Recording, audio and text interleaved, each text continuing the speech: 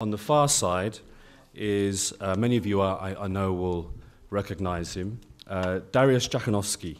Now you heard from him earlier on, but just to give a fuller introduction about Dariusz. Dariusz was born and brought up in Warsaw, played for, initially I think as a young guy for Polonia Warsaw, and then had a very distinguished career in Poland. He was selected and played in the 1986 World Cup for Poland. He moved, the UK connection comes with his move to Celtic, I think in 1989, and then from Celtic he moved to Bristol City. Now Dariusz is literally a living legend of Polish football, and for many in this country he's a living legend here. There's a famous story about how he once scored 4 goals in a European Cup Winners' Cup tie for Celtic against Partizan Belgrade.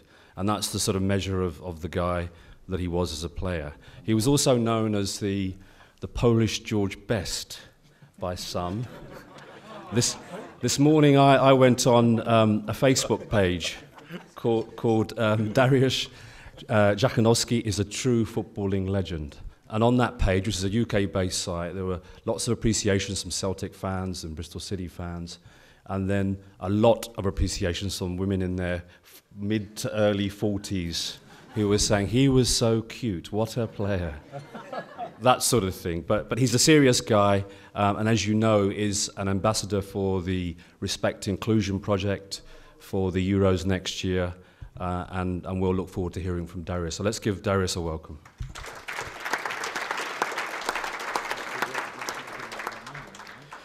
To my far right is another legend, actually. If you have been following UK football, then you'll know about Danny Wallace.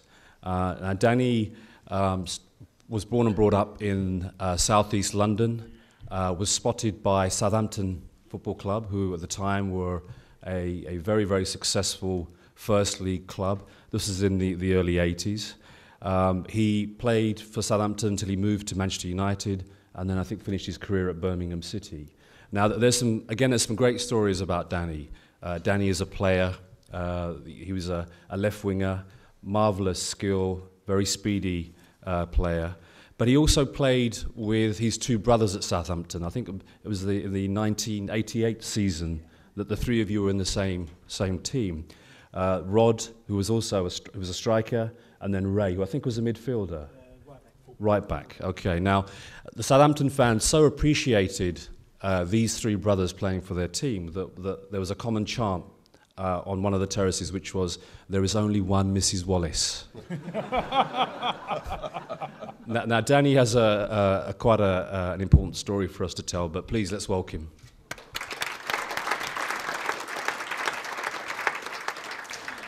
Coming back to my immediate left is Mr. Tony Higgins. Now, Tony was, I'm told, an elegant midfielder for Hibernian, Partick Thistle, spent his career playing for Scottish clubs. I think it's fair to say that we have 3 generations of players here, and I'm sure Tony won't mind me saying that he's from the first generation, then there's a middle generation, and then there's Danny Mills' generation.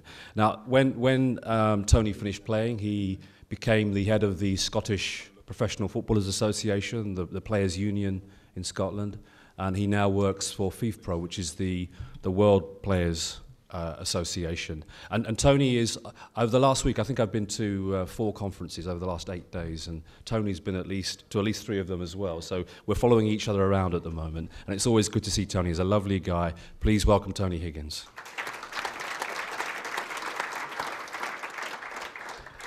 Again, moving over to my right is, again, another legend, is Danny Mills. Now, Danny is well known in this country as a right back, played for England, played for a number of clubs, but predominantly, I think although he was born and brought up in Norwich, his main first club was Charlton Athletic, from where he moved to Leeds United and had a fantastically successful period there, played in a Champions League semi-final, and then finally went on to Manchester City and a couple of clubs after that.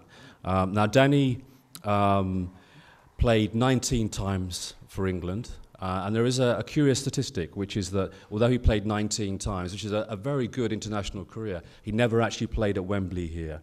And I don't know whether that was because he was going sick for the home games or there's another reason for it, but no doubt he'll share that with us. Please welcome Danny Mills.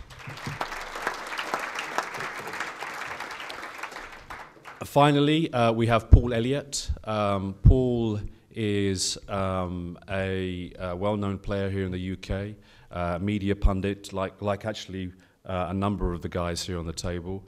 Now, Paul's list of clubs is very long. I'll try to remember them, actually. I think you've listed 3 on the overhead, but started off his career, again, like Danny, I think you guys both played in similar youth teams in South East London. Paul, as Danny went to Southampton, Paul joined Charlton Athletic. From Charlton Athletic went to Luton. From Luton went to Aston Villa. From Aston Villa went to Celtic. From Celtic went to Pisa or Bari, one of those two, and then finished his career at Chelsea FC. I don't think I've missed any out, have I? No, okay. And Paul was a centre-back, quite an accomplished centre-back. As he once told me, I was a ball player. You know, I took the ball out of defence and moved it on in an elegant way. He was. I know one of his high points of his career was to become the first black Chelsea captain, which was his last club. And since then, he's been involved in a number of things in the UK. He was an ambassador for the England 2018 bid, which we don't talk about too often, but nevertheless, Paul was an ambassador, and it was quite an important role. So please welcome Paul Elliott.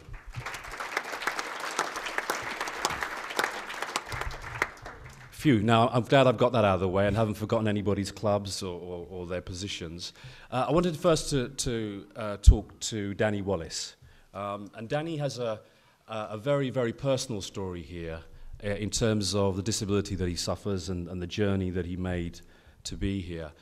Danny was diagnosed with multiple sclerosis, I think, in the early 90s, whilst you were playing at 97. While you were playing at Birmingham City. Now, it strikes me that, you know, players and other athletes are the embodiment of health. You know, that's something you see young guys who work hard, they train hard, sometimes they play hard as well, of course, after hours. Yeah. But generally, you know, we see these guys as healthy individuals. What was it like being diagnosed with something like MS, and what was the impact that it had on your life? It was quite hard. Obviously, you know, playing for Manchester United, I went there in '89, and I started having a lot of niggly and puzzly injuries that I didn't really know what was happening with me. When I was diagnosed, it was such a relief to find out that the explanation for all these really, really bad injuries that I was receiving was the cause of MS. And, you know, being enabled and, you know, I could do 100 metres in 11 seconds. So it was difficult for me when I knew that, you know, more or less for the rest of my life I'm going to be walking with a walking stick, and I won't be able to do the things that I've, you know, done for 15 years and the things that I love. It was really hard to come to terms with that situation. And so there was also a sense of relief that the loss of form, the injuries you were suffering. There was an explanation. Yeah. It wasn't to do with you. I know how coaches are. Some coaches can be very hard. Yeah. And some of them would have been saying, "Come on, Danny, you're being lazy." I felt. I mean, like during my time before I was diagnosed, you know, all these problems was my fault. Why was I getting all these injuries? Why was you know, I wasn't able to, you know, sprint or to go fast or kick a ball, and having this explanation that it wasn't my fault, like, was a huge relief for me. I think that's a story that many people in this room will probably share, the sense of understanding or relief that there is an answer to some of the problems that you've been having in terms of ill health. How was it like thereafter, you know, going from a professional footballer at the height of his career, and then basically having to deal with, as you say, you know, the impact of MS for the rest of your career? Yeah. That was really hard, knowing that I wasn't going to play football anymore. um, I started to go downhill, really. Started to drink a lot, started to, I never spoke to anybody, I never went out, you know, I didn't even speak to my wife sometimes. And it was difficult for me to know that I wasn't going to play football again, and that really put me into a deep, deep depression. And, you know, I never ever want to go in that place ever again. And I hope, you know, that I can just look back at it and say, yeah, Dan, I'm here now. I'm trying to do the best I can. Joyce has given me the inspiration to come out and speak at these conferences, like, and I do appreciate what she's done for me, and hopefully I can just carry on my life and be happy. And has it helped being involved with Cafe and the level playing field and being an ambassador for them? I think you also set up the Danny Wallace Foundation. That's right, yeah. I got a new charity running at this moment, which is going reasonably well. But I do like coming to these places, and Joyce gets me out once in a while, and you know, I do appreciate it. Okay, good stuff. Danny Mills, you I think we were chatting in the break earlier on, and you were saying how you came to realise some of the issues and problems that disabled people face, because until the death of your son in 2002, you know, you, like most of us, you just sort of see disabled people, you have sympathy, but it doesn't really touch you. No, not at all. And even then, you know, obviously, we lost our son Archie to spina bifida in November 2002. And it was a dark time for us. You know, a bit like Danny, you go through questions of why and why me, and obviously I was in the media spotlight at the time, which is always very, very difficult. But, you know, we overcame that. You know, we lived with it, and we moved on. And I wanted to give something back and make something positive become of this.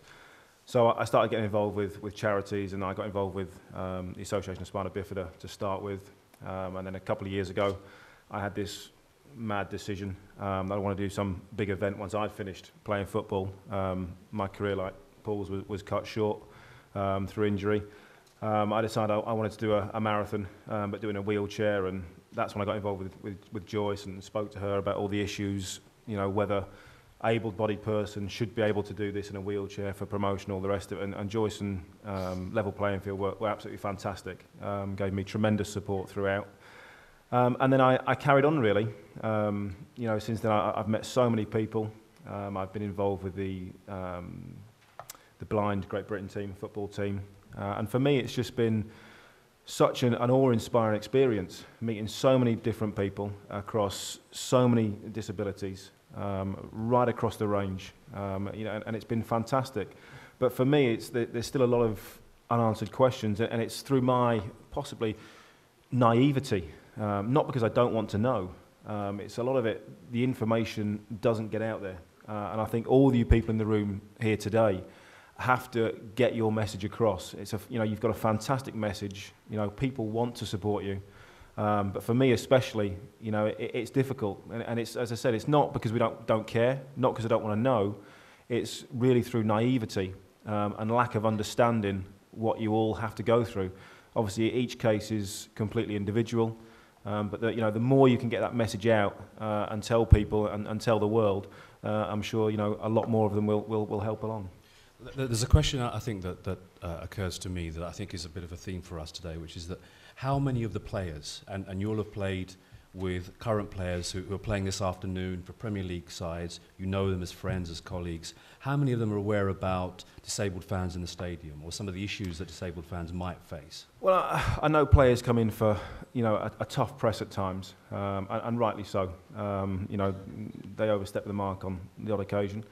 But a lot of players, and you know, just thinking very, very quickly, I know 5 or 6 that have, you know, disabled children or, you know, disabled people, very, very close family members close to them. And most of the footballers, you know, are good people, and they care and they want to get involved. And I think, again, if all you as fans, if you can lobby your football clubs, you know, if you can get stuck into them as best as possible. If you can get the players on side, because I think sometimes players are a little bit almost shy. I know they love the media spotlight, but when it comes to serious issues, players sometimes want to hide in the shadows and stay out of the way. They don't want to put, their issues for all to see. If you can encourage those players to come out and talk about their issues and talk about whatever situations they're in and get the players' support, I think then, CAFE, Level Playing Field, all your other associations will have a really fantastic opportunity, because players do care and players have the power. Especially in this country, players are almighty. And if players start to say things and get involved, then the rest will follow quite easily. Okay, thanks for that. Tony, I think there's an obvious question for you as a union man, if I can describe you that way, and as someone also who played at a time when all of the legislation that we have in place at the moment on disability, the growing awareness of the need to make stadiums accessible, that was never there when you were playing. What was your recollection of playing and seeing disabled fans, and how did you relate to their situation? Thanks, Piara. I always preface my remarks when I speak at Wembley by apologising for the Scottish fans in 1977.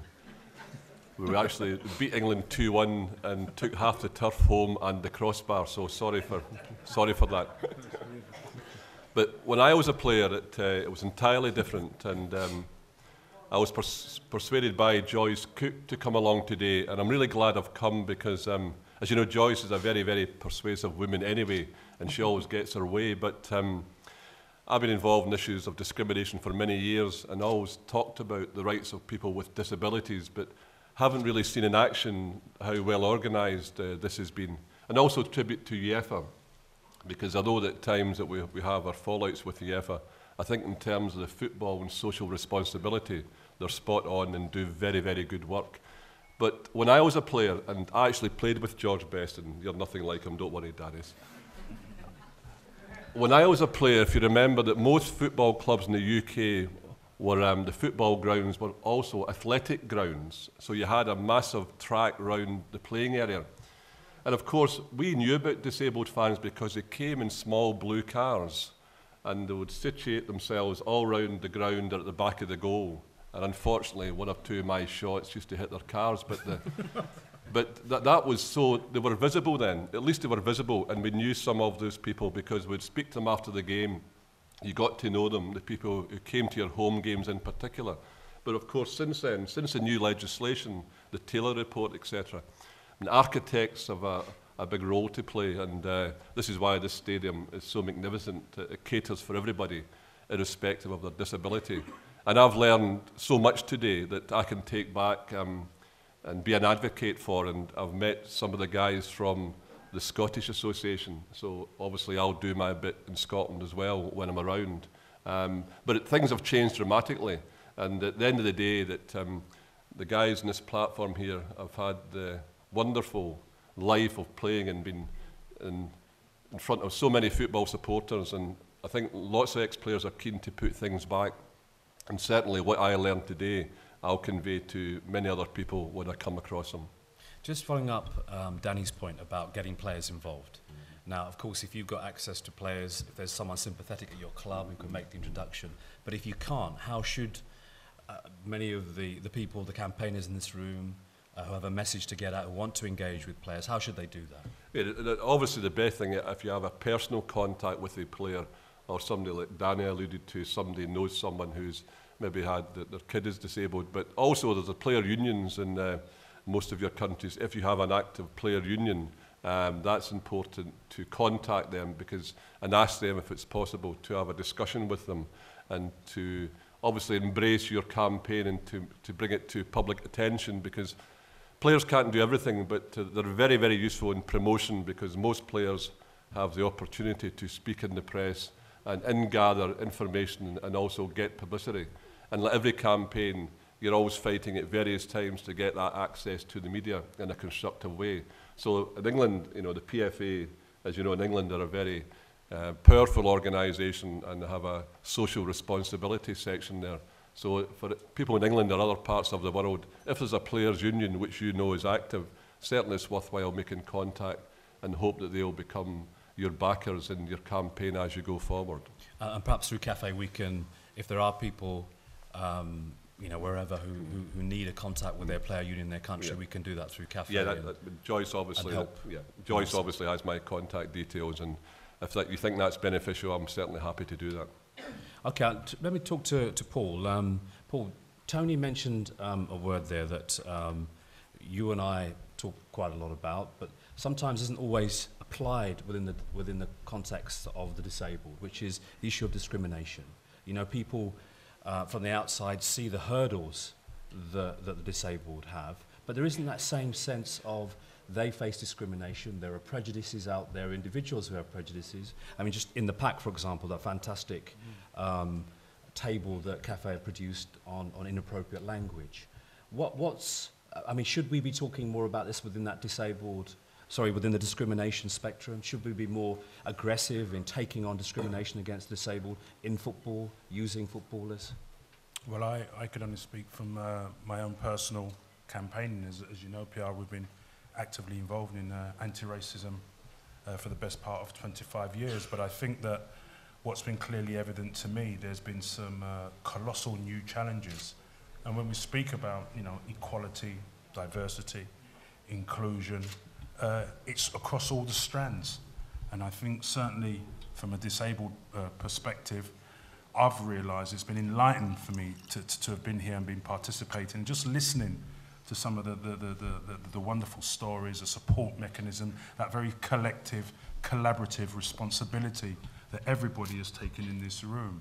But I think if there's one thing that I think is sort of fundamentally intrinsic to any campaigning, as you know, Piara, we were in the European Parliament this week, and we were both speaking about the issues of race, discrimination, prejudice, inequalities. It's called leadership. People make things happen. And I have to be honest and impartial and say, I've been totally, utterly, in the most politest way, been seduced by Joyce. Because she knows my agenda, but I can say, being here today, being a part of all of you today, and looking at what I call the sort of the multi-agency, the wonderful synergy, strength, and commitment, and the will of people. Because if you want to make change, if you want to make real sustainable change, it's people that make change, not law, because people change the law. But what you need is a leadership. And I was just about to say the daddy, but Joyce is not the daddy. Joyce is bigger than that. Joyce is the #1 leader of people. So all I can say is that attitudes have changed. Certainly in my portfolio, it's not just about anti-racism anymore. It's about all the other greater challenges, regardless of race, colour, ethnicity, creed, religion, sexuality. It's also disability. So I can assure Joyce that she's got a firm commitment from me that this forms an extensive part of my portfolio to drive this agenda in my circles, which Joyce knows, at times can be fairly considerable. Because there's one thing that we all want here. Man, we want equality of opportunity. We want respect. And to think, I was listening to the lady from the Council of Europe. If my statistics are wrong, if my memory's a bit lapse, when they were saying there's 80 million disabled people in Europe. Out of that, only 500,000 can get into stadiums. The population in Ukraine, I think it was 57 million, yet 2.6 million are disabled. I mean, that's some 5%. So that tells you, because footballers, we respect and care about all supporters, because the game is inclusive, the game is for everybody. So there's leadership there. UEFA have been fantastic in their leadership. So all I can say is that I'm delighted to be here, and I'm sorry I'm not deviated from Piara's question, hopefully I've answered it, but it's a collective, collaborative movement. And I have to just say thank you very much indeed for what you've put on today, because I think it's spectacular. And they always say, out of the acorn come the tree. I think I'm starting to see the tree. Thank you.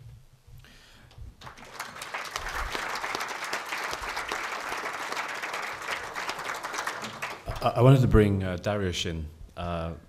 Dariusz, we have the Euros in Poland and Ukraine next year. As I understand it, CAFE have been advising UEFA and working very closely in the design of some of the stadiums.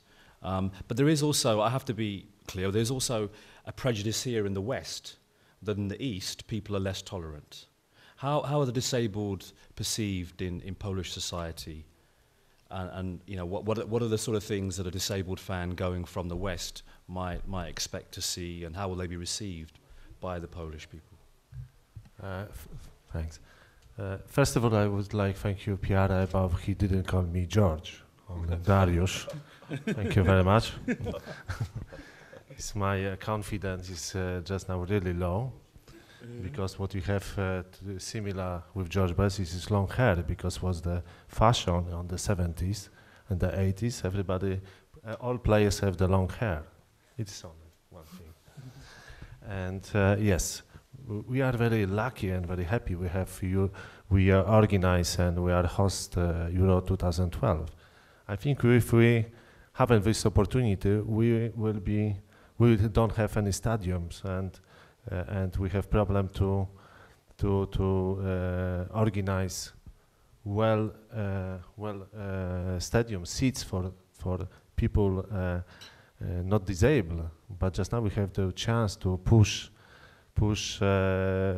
all ways what I think is for normal supporters and the same for disabled people, and it is fantastic. And I think because I am the chairman of Polish Former Players Association, I think for us it's easier deliver to message to journalists and speak about this and help and disabled people. Do you ever go to places and now, you know, that we all of us are aware of the situation of the disabled fans inside stadiums? Do you ever look at places and say, this is wrong, this has to change? And are there any particular areas that you notice that could be changed, that we could lobby for? Well, I think, you know, I'm fortunate as a player, and obviously now in the media, I've travelled the world, played on, I think, most continents around the world, you know, at almost every level of football, and now watching it. And it is difficult, and especially as, you know, you mentioned the older types of stadiums, you know, it's not easy, especially for people travelling there, and then when they get to the stadium, you know, they maybe been promised something, and it's not quite there, the language barrier. But I think they're overcoming this. But I'd just like to go back to something that Paul touched on. You know, the anti-racism campaign started 25 years ago. It's not quite there, but it's almost there. It's taken a long, long time to get there. And I think CAFE, especially now, is almost the start, if you like, of a new Let's Kick It Out racist campaign. You know, this is a new venture, effectively, all you people coming together. You know, one big voice being heard. And for me, you will always have, you know, to change things now is going to be very, very difficult. And I know that doesn't help everybody in the room because, you know, you all want change tomorrow. But you've got to look at the future and the children. And it's all about education. And I think if we can educate our children, that is the most important thing. That's one thing I've learned having 4 children of my own. They accept anything. You know, children aren't born racist. They're not born with any discrimination against anybody else. It's all learned and it's all taught. And there's a book that I read my children on an evening sometimes, and it's One Small Round Ball, One Small Round World. And it's all about, you know, kids all over the world, whatever country, whatever religion, whatever race, whether they're rich, whether they're poor, whether they're able, whether they're disabled. They're all football fans watching the same game in different time zones all around the world.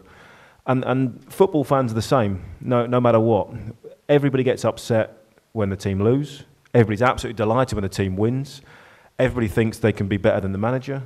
You know, that's the way it is. You know, every single football fan is the same. So I think, you know, that the total football, total access for everybody and equality is a massive message. And yes, you can do so much now, but I think if we put a lot of effort into educating our children and educating the kids of today, then I think, you know, this campaign will run and run and run. That's a very powerful statement, I think. In a few moments, I'm going to ask for questions, so be prepared to raise your hand and and we can get a mic to you. I had a question, though, for Danny Wallace, which is that, Danny, having been through the experiences that you went through, were there any specific things that you think should be changed within the game? Obviously, we're talking about the playing side now. Do coaches need training to be more sympathetic? You know, are there things that football can do that would make someone like in the same position as yourself received a bit better? I think it's hard to say, really. I think the medical treatment that I had was more or less all right. I mean, Manchester United medical staff were very. They tried to look after me. They done the right things for me. I just feel like now we should have. I mean, obviously there's a lot more medical facilities around. The football teams are, you know, they've got better doctors, better facilities. It's just they need to, you know, just see where their players are coming from. Okay, Paul's going to come in. If there is anybody with a question, please just raise your hand and I can get a sense of that. I mean, I'll just sort of picking up what Danny said about a very important fundamental point about education. I would take that further at the grassroots level, but I'd also go to the top level as well. Because in my world of anti-racism, I've always tried to make clear to people, particularly organisations, no one is above the law. And there's law out there to protect people. And there's also laws out there to get things done and to be implemented. Because just like, you know, when I was a player, everybody in this room, we have the fundamental human right to work in a racism-free environment. Yourselves, as disabled people, you have the fundamental human right to have access to stadia and be part of that and be inclusive in that. So I've tried to make that abundantly clear when I'm dealing with stakeholders, when I'm dealing with authorities. The law is there, and it's about protecting ourselves from that. So it's about our values, our human rights, to ensure that we can work and you can be part of, you can embrace, and you can be inclusive and be part of a wonderful football game.